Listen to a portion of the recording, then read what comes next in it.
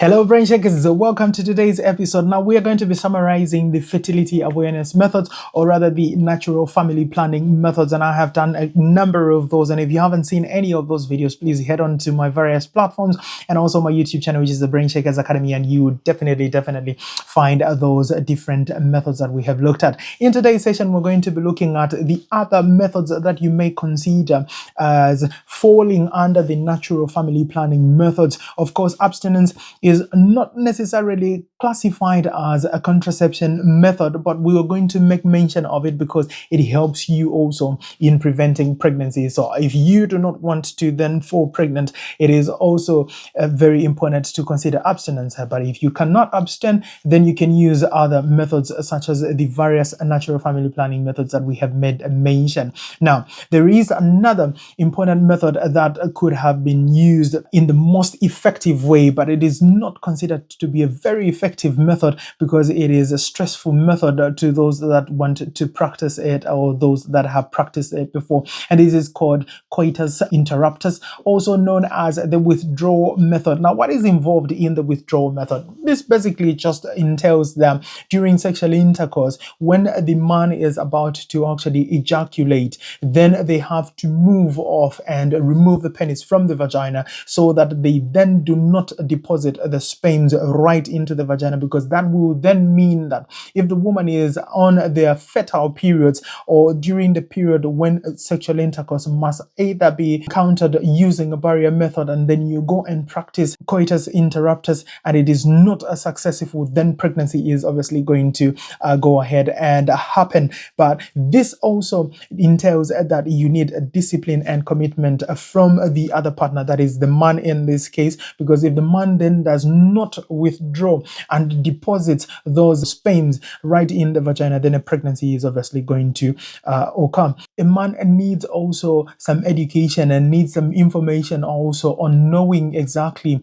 when they are about to ejaculate. So before the main ejaculate, there is also some seminal fluid that is obviously going to come in. Now, there's been some research to try and understand on whether there are any motile sperms within the fluid that comes before the ejaculate. But then the principle there would be, even before you get to that level, then you need to actually withdraw and then ejaculate from the outside. So that is the withdrawal method, or coitus interruptus, because you have to interrupt coitus just right there when you're actually enjoying and wanting to deposit all those spermatozoa right into the vagina. That's the time that you need to actually pull out and deposit them from outside. It is a frustrating method to those that obviously want to practice it, but then that requires a discipline and commitment from your partner. So that is the coitus interruptus. Then you also have another method that can be practiced by people that have just delivered.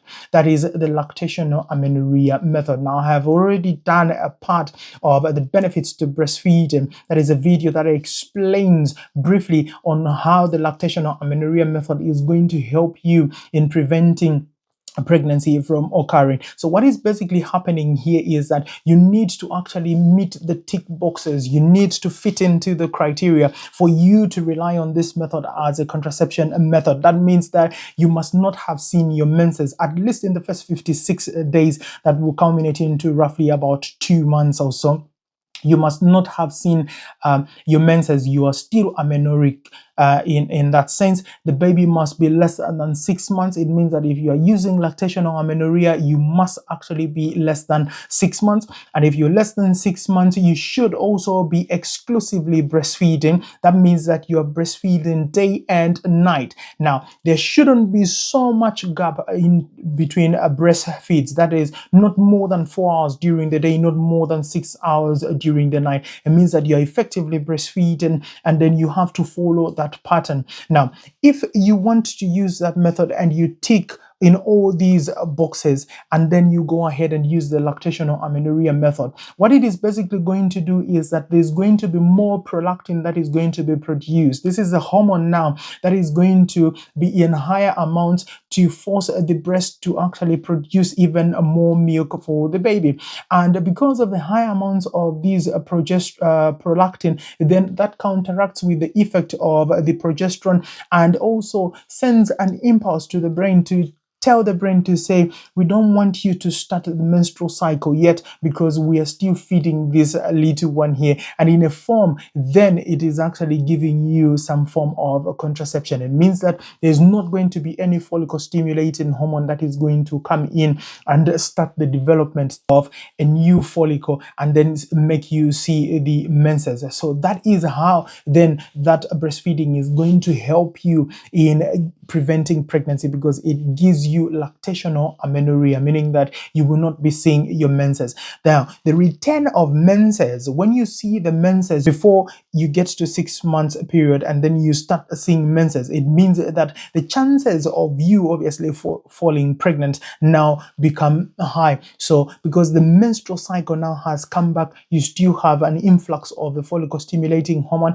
and possibly you need to look at the criteria. Have you been meeting the criteria adequately? And if you haven't been meeting the criteria adequately, then it requires that you use an alternative method. You use a barrier method, or you can also use the progesterone only methods. That is, if you still want to continue feeding or breastfeeding the baby, because when you use the combined contraceptives, then it means that the estrogen element that may then cross over may also then affect your output of the breast milk as well. And what you want is to obviously be able to nourish the baby. So those are some of the methods that you can obviously consider utilizing if you just want to be plain and all natural and not use anything to do with any medication or any hormones in them or anything containing any copper elements, and you are not keen also on using the sterilization methods. So those are some of the methods that you can actually